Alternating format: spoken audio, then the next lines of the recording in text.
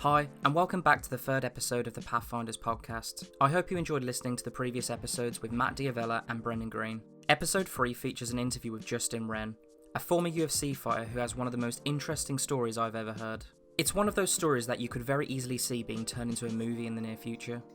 Wren's story is about being bullied as a kid, climbing the ladder to become a UFC fighter, then fighting depression and addiction, being classed as a missing person as he was moving through drug dens across Colorado, and then being kicked out of his fighting gym. Justin was then able to turn his life around and begin fighting for people instead of against them.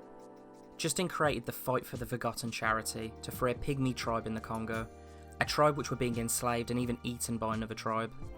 This Pygmy tribe were being forced to work for food, and their masters had this belief that if they drank blood from the Pygmy skulls, then it would make them invincible going into battle, and that bullets would fly through them.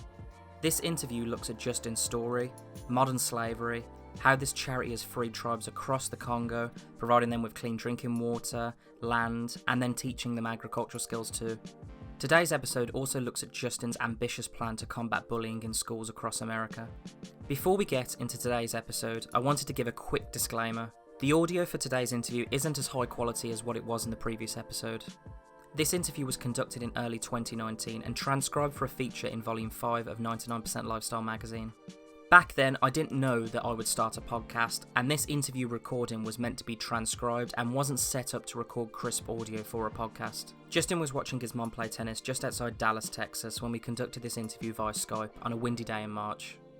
Over the course of doing hundreds of interviews for 99% Lifestyle, this was one of the most interesting stories I've ever heard, and I really wanted to share this conversation with you.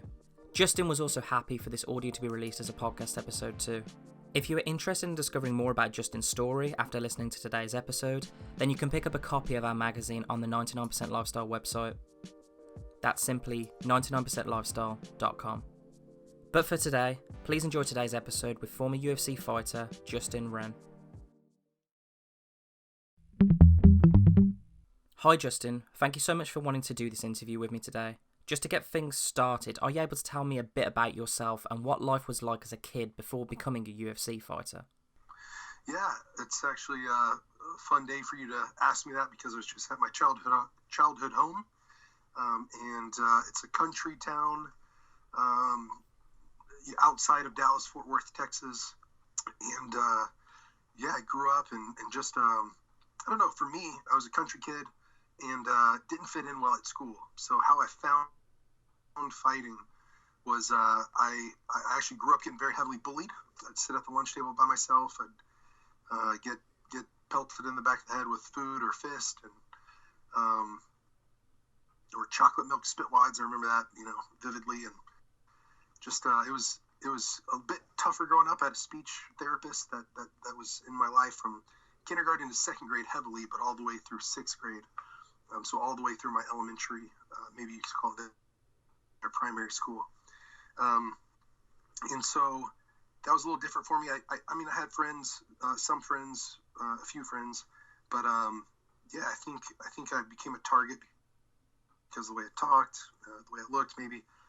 I was a heavy-set kid, chubby. And then when I was 13, that's whenever I found MMA, mixed martial arts. And I fell in love with the sport immediately. First, I was drawn to it because I thought, my initial thought was, these guys don't get bullied. And then I fell in love with the sport whenever I looked into the human chess match that it is, that I think it is. It's just combines the Olympic sports of wrestling, both freestyle and Greco, judo, taekwondo, boxing. It's got Brazilian jiu-jitsu, Japanese jiu-jitsu, kickboxing from Thailand. So as a kid, I found that when I was 13 years old, what we call here middle school. And so that was actually kind of gave me a bunch of hope. If I could become one of those guys one day, then I won't be struggling with depression and other things like that. So, but yeah, I'm here now in the same town. It's called Crowley, Texas. My mom's playing tennis now and about to go watch her after we're done with our interview. And yeah, man, it's cool to be back here in this town where it kind of all began. Okay. And how did you actually go about getting into the fighting scene then? Because was it 19 years old, your first fight? Is that correct? Yeah, my first professional fight was 19 years old. Okay. So I started after I was 13 and found the UFC. I remember I bought UFC 2 through 9, or it might have been 2 through 11. I just remember number 1 was missing. Spent all my allowance, bought all the UFC that I could, hid it under my bed. Sorry, a lot of memories coming back from that childhood home and seeing where my mom's at. And I remember I used to hide the tapes underneath my bed. Whenever my parents found them, they thought it was a stack of pornography, but it was just a stack of fighting. And so I started wrestling at 15. My parents weren't up for me starting to box as a young guy, but they allowed me to wrestle. And then I had 2 Olympic gold medalists that were my coaches, Kenny Monday and Kendall Cross. They made me a 10-time state champion in the state of Texas in high school, a 5-time All-American, and then I ended up winning 2 national championships in wrestling, one in high school and then one in Greco-Roman wrestling. Okay. And then I went to the Olympic Training Center out of high school. So I was one of 2 guys to do that, go straight from high school to the Olympic Training Center, and kind of skipping the university route or NCAA route. And I started to wrestle, and when I got injured, I broke my elbow, dislocated it, tore the ulnar collateral ligament. And whenever I tore that, I thought, man, I haven't even gotten to do what I've dreamed to do. At 13 years old, that's whenever I dreamed of becoming an MMA fighter.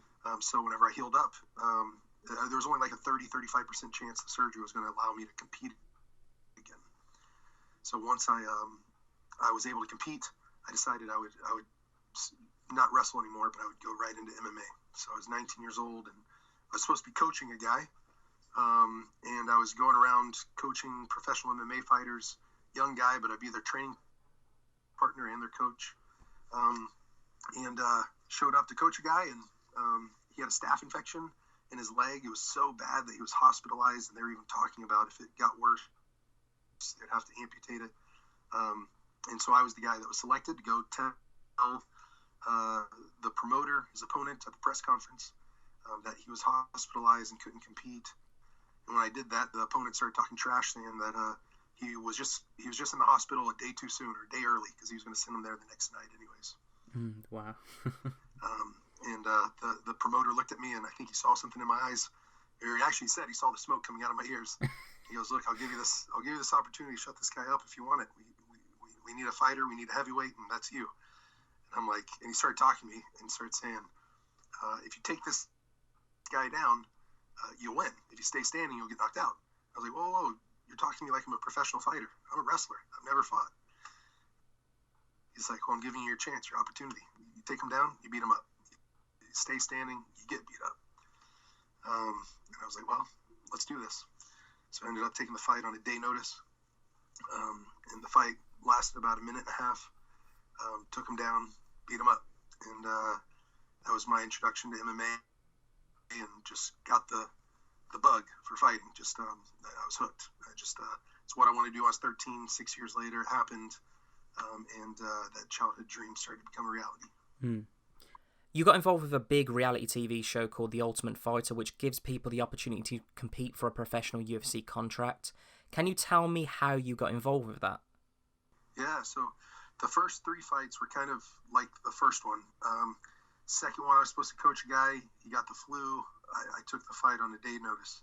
Third fight, this was like before it was a mainstream sport like it is today. This was back in like 2006. And third fight, I was actually in the stands drinking a beer, 19 years old. And the promoter came out and said an opponent no-showed and they needed a heavyweight. And I just raised my hand and ended up taking the fight. Actually, the opponent came in and asked if anyone would want to fight.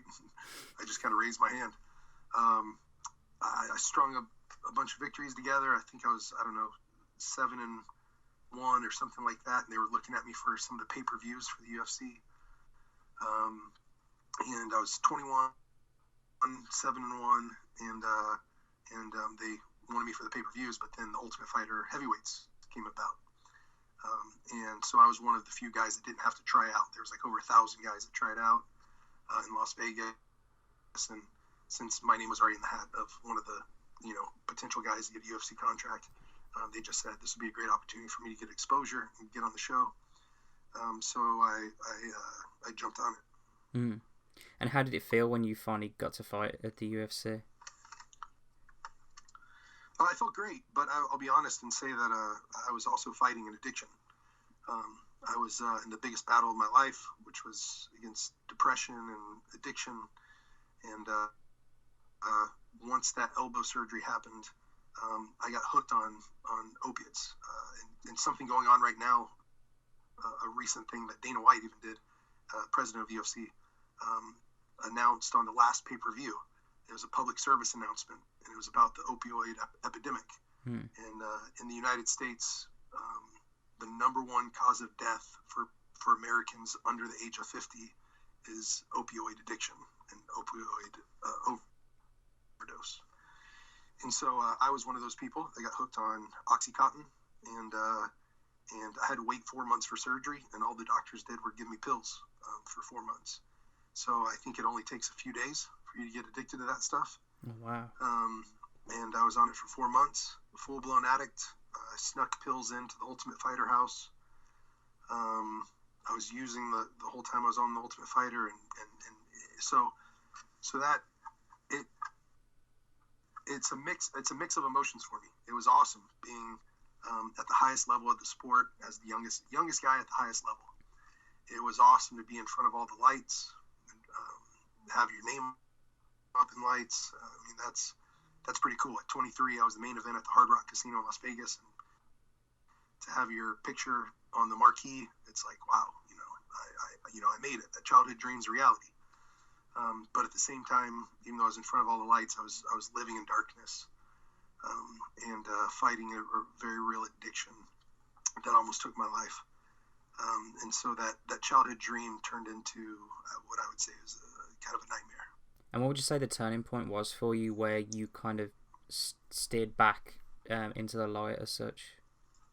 Yeah, I would say for me it was multiple moments, but one rock bottom moment for me was it was 8 weeks where I was basically a missing person. My family didn't know where I was, friends didn't know where I was, training partners, coaches, nobody knew where I was. But I was hitchhiking in the mountains of Colorado, from drug house to drug house, and I had like 60 or more unlistened to voicemails, and the most recent one was from my best friend, and he said he was actually the guy that had the staph infection and why I got my first fight.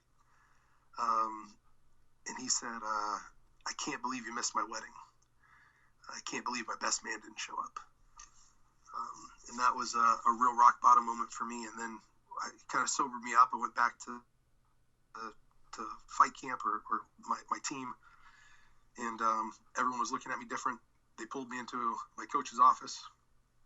Trevor Whitman, who was the MMA coach of the year in 2018, coach of Rose Namajunas and Justin Gaethje and Brendan Schaub and Shane Carwin, Nate Marquardt, and myself.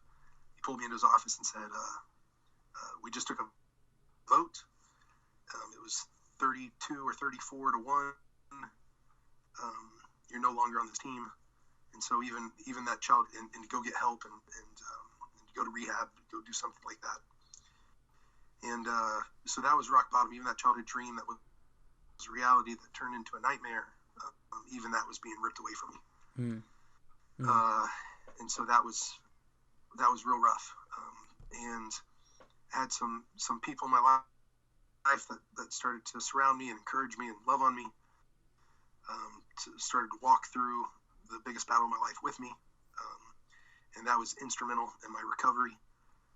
And then for me personally, I don't even know if this needs to be published, but for me personally, it was finding my faith that really helped a lot with man, my life is meant for more than addiction and depression.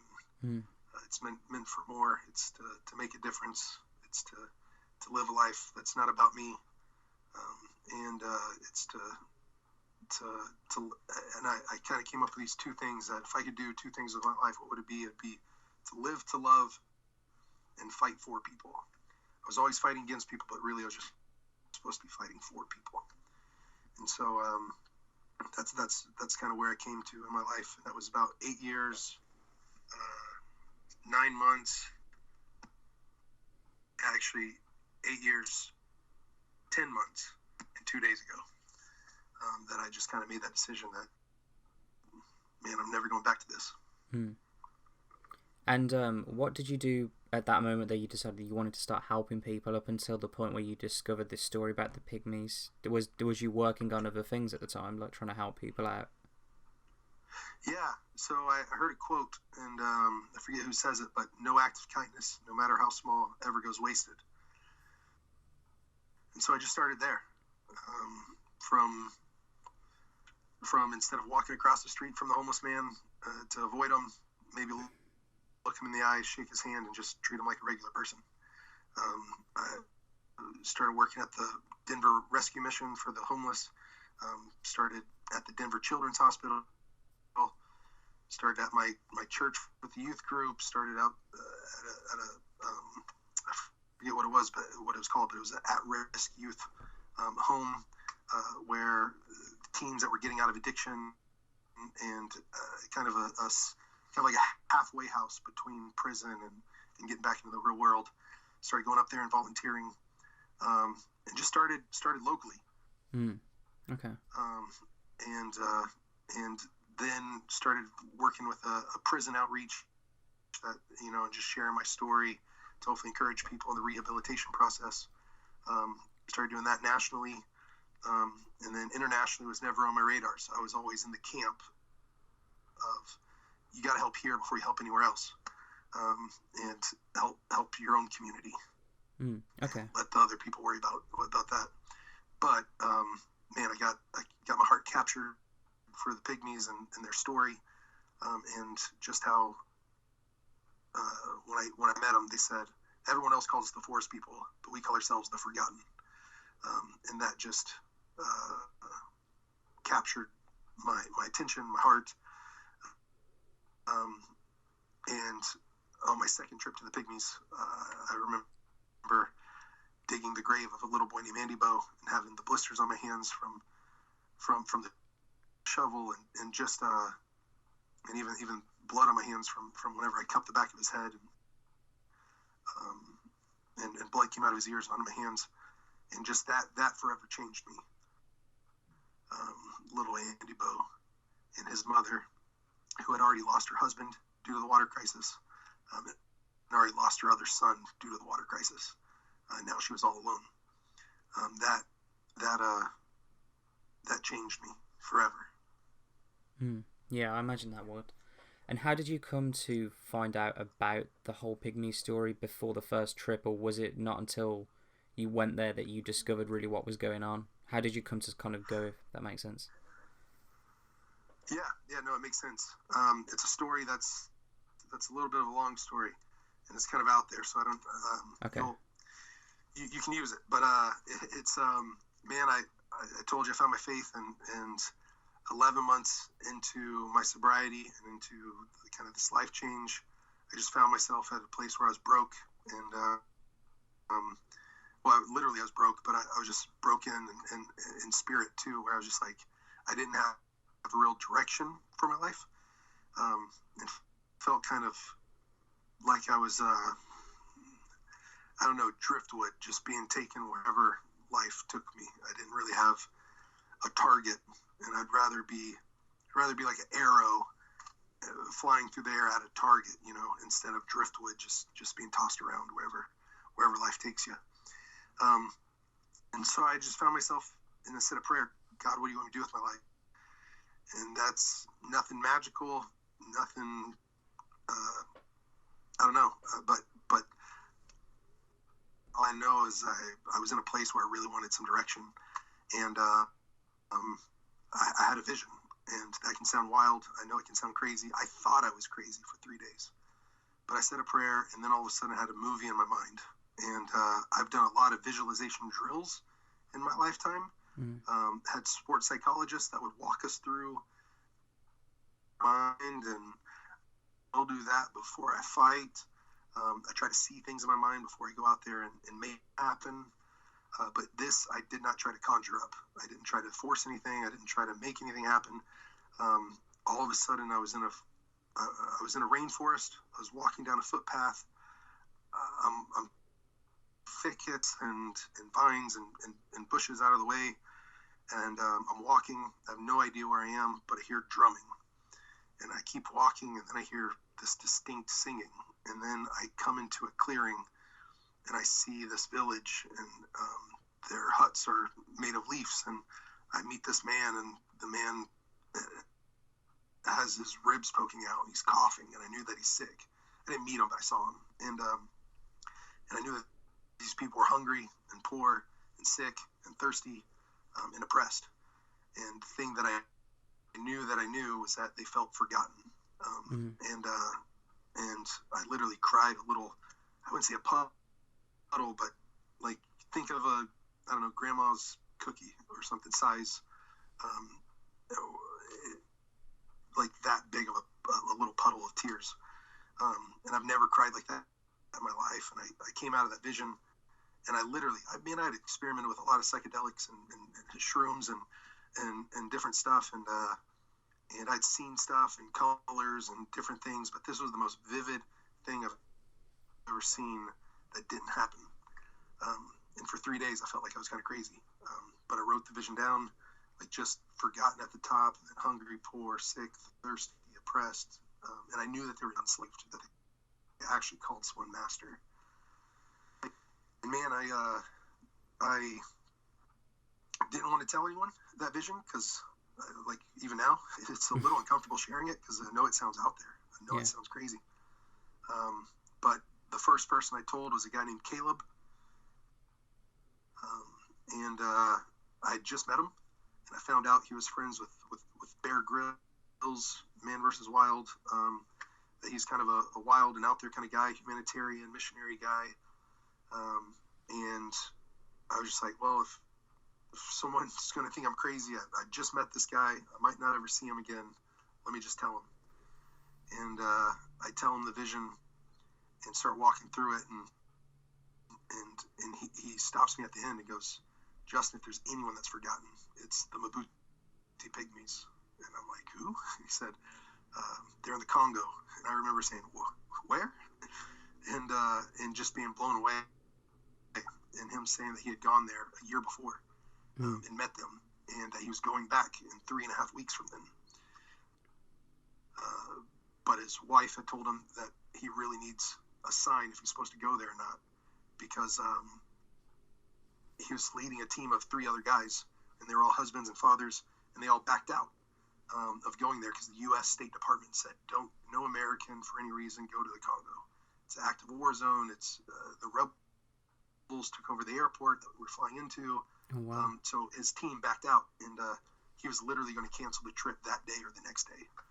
And he goes, look, Justin, if you had a vision, if you go, I'll go. He told me some crazy stuff, and I'm like, man, I don't know if I want to go there. Told me that the Pigmies were actually being hunted. Like they were being hunted, killed, cooked, and literally eaten by rebel groups. That rebel groups would drink from their skulls before going into battle, thinking that it makes them invincible, that bullets would fly right through them.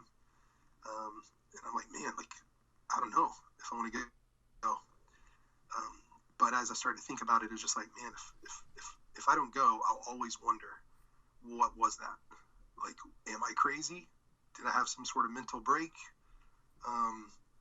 Or was I supposed to do something? Was I supposed to meet these people? Like, I just knew I'd always question. So I told Caleb I'd go. We brought another buddy along named Colin. They both knew the vision. We get there, and I just remember when we get to the forest, we were walking through this massive rainforest, clearing thickets out of the way. All of a sudden, we hear drumming. Caleb looks at me with big eyes. We hear singing. We get into the clearing, and the first guy we see has tuberculosis. And he's coughing and he's sick. And we meet these people, and that's where I told you the chief pulled us to the side and said, look, everyone else calls us the forest people, but we call ourselves the forgotten. And so, man, I know that people can be anywhere on the spectrum with this kind of thing, and I can be a nut, but it's what happened, and it forever changed my life. It gave me a purpose. It gave me a passion. It gave me a people. That's like a family to me, and it's also given me a reason to not quit when the times get tough. It's given me a reason to dig deep like they do on a daily basis. And it's added a lot of purpose and value to my life. And so I just encourage people to be open-minded and maybe someday say a prayer, God, what do you want me to do with my life? And you might get an answer. Yeah. It might not be anything spectacular like that, but or that profound. But it could be some sort of direction. It could be a person put in your life that leads you into the right direction. How did you go about putting actions into place to make a difference in the Congo? It appears this would be a mammoth task, and most people wouldn't have a clue where to start with this. Yeah, so it was a defeating process. At first, it was like everything seemed way too hard, way too tough. It seemed impossible to do anything to help, like on scale. Like, this is a massive problem, and I'm one dude. Like, what am I going to do to help? And this isn't my country. It's not my culture.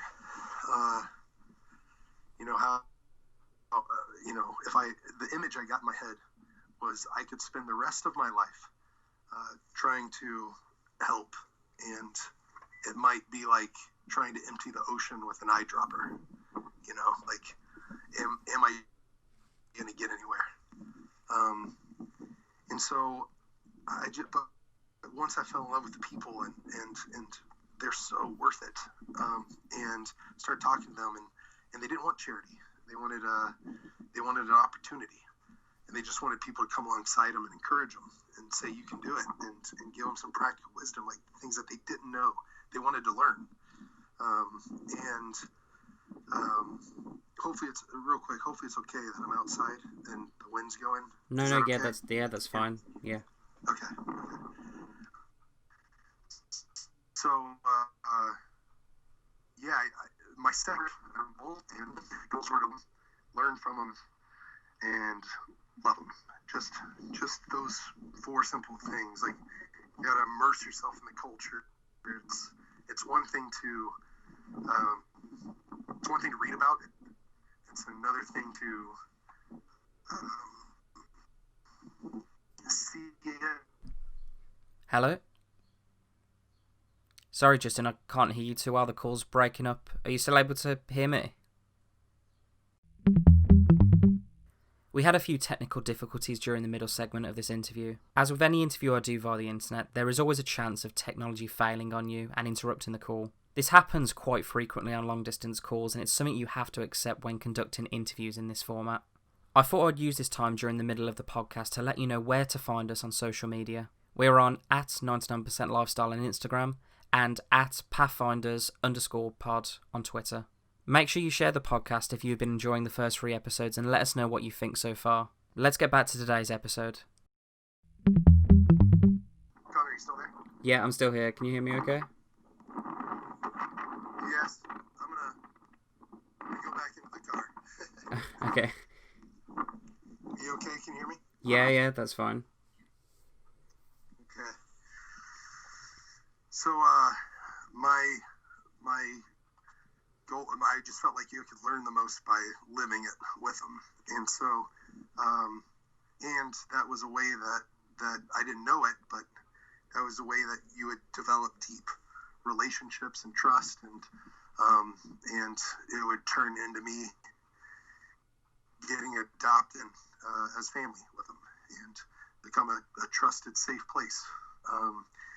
And so, yeah, I just started working with the locals, and the locals had ideas of how to help. They know their culture better than I do, and so the whole thing was, we got to work through the local people to make the difference. And there's a Swahili proverb, and I love it. The Pigmies and the well drilling team there taught it to me, but it says, if you want to go fast, go alone. If you want to go far, go together.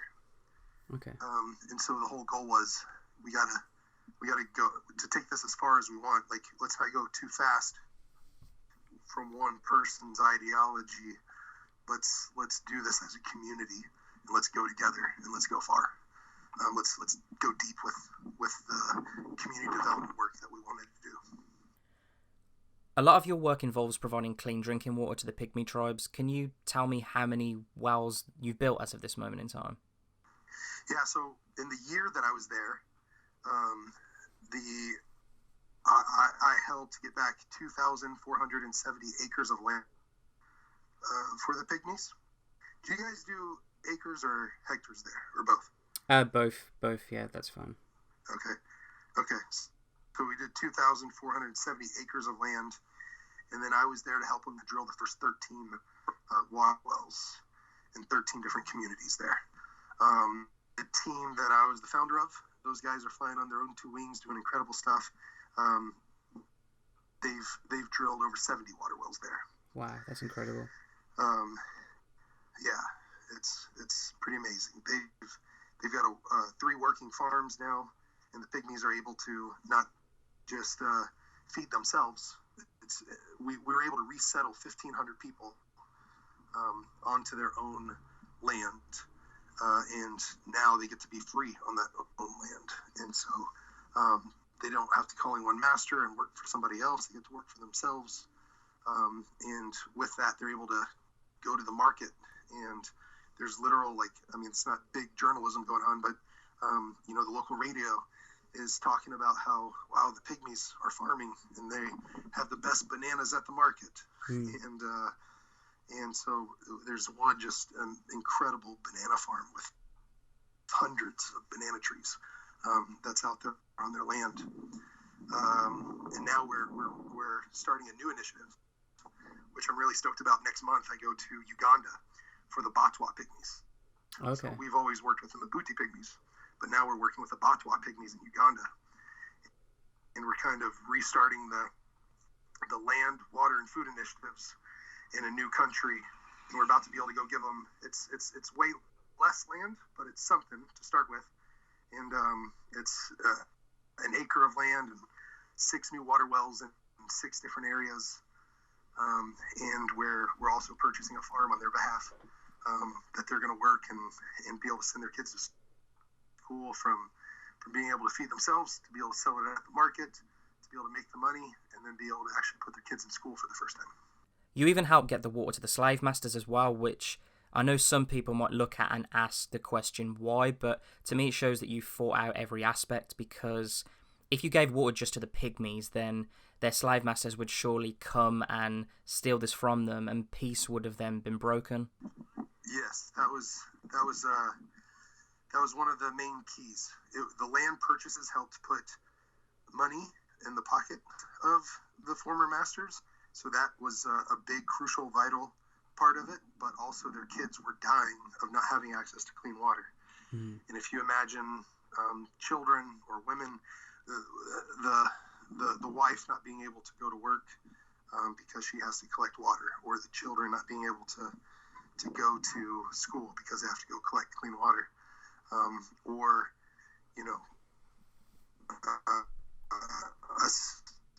I'm thinking of one master from his children because of the water crisis. He lost 2 of 4 children. Being able to bring life into a community and say, hey, if you guys just work with us, we want to help this community build up as a whole. We don't want to leave anyone behind. We want to help you all out. We just want to love you guys, encourage you guys. And we want to Tamika Pamoja in Swahili. We want to work together for the benefit of the whole community. How do we do that? Would water do that? Absolutely, water would do that. If we could have access to clean water, that would change everything. And I remember them just saying that water is life. Water changes everything. and so water was absolutely crucial in that too. It was the land purchases and bringing clean water. Mm. And was it fairly difficult to get the funding to supply all this, or was it not as difficult as what you first thought? Funding is always difficult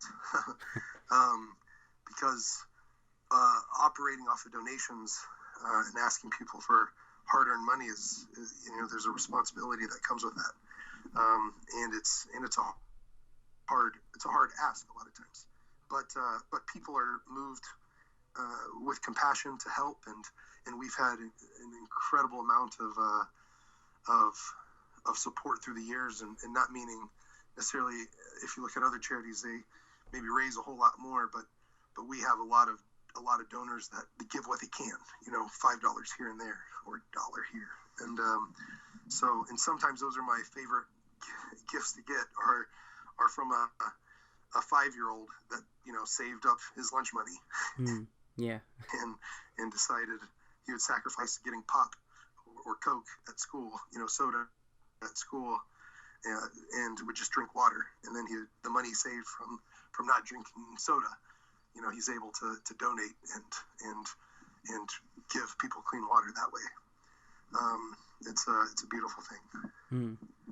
And something else I also read about is that there was some sort of corruption going on as well during the whole process. What was that about? Yeah, I think corruption is something that plagues a lot of the developing world. Everybody's out to for themselves, and you can say you're coming in to help the community, and they'll say, well, how does that help me? And if they're not a direct recipient of the water, or you got to get through their town to go to the other town that needs the water, they can try to bribe you and everything else, and say their fees for this and fees for that. But the good thing is, when you work through the locals, they see all that and know what's happening and can steer you away from that, or we can be hard-headed and stubborn when we have the time to stay.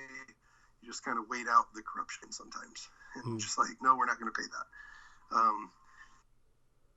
And so a couple of my guys were detained, and I got to stay in a hotel, but 2 of our well drillers were on house arrest at a border town between Uganda and Congo, and it was because we had paid all the fees as a nonprofit to get the vehicle, a truck that transports all our equipment, and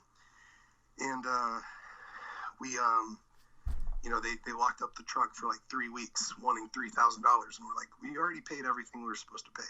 We're not paying $3,000, and so we just waited, and I think we became more annoying than they were stubborn, and they finally released our truck to us. But our guys were detained on Christmas Eve and Christmas Day, and missed that with their families, and it was all because of corruption. So yeah, so how do you feel about the work that you've done, because you've done a lot to reinvent a community and you're looking to do that again in the future? I'm pleased. I'm actually overwhelmed and blown away that we've done more than I ever could have thought at the beginning. But now I'm catching a vision for doing it more. There's Pigmies in a lot of different African nations. I should know the exact number, but I know that they're in Uganda and Rwanda and the Democratic Republic of Congo, the Republic of Congo, Central African Republic, Gabon, Cameroon, Burundi, and I might be missing another country, but I think that's where the Pigmies are. And so in most of these nations, they're facing the same thing. They don't have rights to land. They don't have access to clean water. They can't farm for themselves. They have to do it for other people for no wages at all. They just get paid the scraps of food, and so that they're hungry enough that they have to come back and work the next day. And some are enslaved, some are indentured servants, and there's a way to replicate the work that we're doing. We just need more boots on the ground, and a solid strategy, and So there's a lot more work to do. So I'm happy with what we've been able to do, and I'm excited to see what we're going to do in the next 10 years to come. I'm also excited that we're expanding in the U.S. and actually I think a martial arts academy or two in the U.K. Okay. We're doing bullying prevention. So we've kind of caught a higher vision for Fight for the Forgotten, where we do community development and character development to knock out bullying worldwide. So bullying goes on everywhere. The Pigmies are the most bullied people on Earth. Anthropologists call them the most oppressed people group on Earth. So a way that I would interpret that is they're the most bullied. And so there's also bullying in the United States that it's absolutely wild. 180,000 students every day skip school because they're afraid of going to school because they're being bullied. Wow, they're being that's targeted insane. And statistic. Going through depression. That's 3 million school days lost every month. Wow. So there's a lot of work to do. I think over 20% of our high school students deal with depression. 1 in 3 students feel like they're victims of bullying. And so what we have a program called Heroes in Waiting, and it's a 12-week curriculum that students can go through. And we're going to be in 100 martial arts academies this year, or we already are. We're about to deploy it to them all. But we also want to get into public and private schools with an online curriculum where they can track their progress and go through it. And the whole premise of it is we're all heroes in waiting. And what does that mean? We can all make a difference. And what is a hero? A hero is someone who sees a need and takes action immediatally. You know, being a hero isn't something supernatural, and you don't have to wear capes, and you don't have to be Superman. Like, you can just do a random act of kindness and be a hero for the day.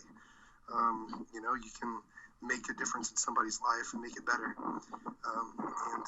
When we see a need, we need to take action. And so what we are trying to encourage the students with is to know that when it comes to bullying, there's a statistic that says 87% of the time a bystander speaks up on behalf of the bully victim, that the bullying stops within 5 seconds. Wow. So the bystander needs to be empowered to know that they can make a difference. The bystander needs to know that they have a choice. You know, they can be uninvolved, which actually studies show that a bystander isn't an innocent bystander. They're actually now involved. And the bully takes their silence as a silent supporter. That this person that's not doing anything is a silent supporter. They're not stopping me, so they're encouraging me. And so we need to educate the bystanders to move from being a bystander to come alongside as an upstander and to do the right thing, to get involved, to report it, or to stand up for the person being bullied. And that could be something as simple as saying, hey, that's not kind. Hey, stop that, or invite the person being bullied to come over and be with their group or sit at their table, or to just, you know, the power of just not letting someone feel like they're all alone. You know, let them know that someone sees them, cares about them, and that's going to be okay. Yeah. And I think the work that you're doing is incredible. I know a few people have said this to you, that your life should be turned into a film, but I do agree with that. I was at the TEDx Warwick talk that you did, and something that stayed with me since watching the video that you showed there was about the statistic about modern day slavery and how it's more than ever at the moment. I think the statistic was 27 million slaves in the world today, and that totally blew my mind because I like how you said it. Basically, you thought that was a thing of the past, and I was the same. And I think that's probably what a lot of other people would have thought. So. It's crazy to think that that is the case. What do you think? Not many people are as aware of that. Yeah, I still think it's nuts. The statistics actually show that other ones, 27 million is a low estimate now. Oh, wow. Some people are saying that it's 32, 37. One estimate I saw was 40, that we're approaching 40 million. So I always go with the lower one. But it's just wild that we don't have our eyes open to this, that our world is almost divided into the modern world, and then we're just blind and oblivious because we're entertained with our little gadgets and our social media and everything else. And it's like, man, we could do so much good if we just were more aware and more engaged and more willing to act and to sacrifice and to do the right thing. One of the final questions I just wanted to ask is, what advice would you give to people that would like to make a difference, that perhaps are sitting there thinking that they're just one person, that they cannot make a difference? I would tell them the same thing that started to change my life. No act of kindness, no matter how small, ever goes wasted. Start there. Start small. And then just build on that. Just, I love about our Heroes in Waiting program, there's 12 weekly hero challenges. And it encourages them to go out and make a difference this way, or go out and make a difference that way. One of the challenges is it's a secret random act of kindness. So the rules are the person can't know it's you, and it's got to make them feel great. It can't put you in harm's way, but go out there and do something great for them, and come back and report how that made them feel, and then how that made you feel. It's contagious. It's contagious. Doing good is contagious. Making people feel great is contagious. Doing the right thing is contagious.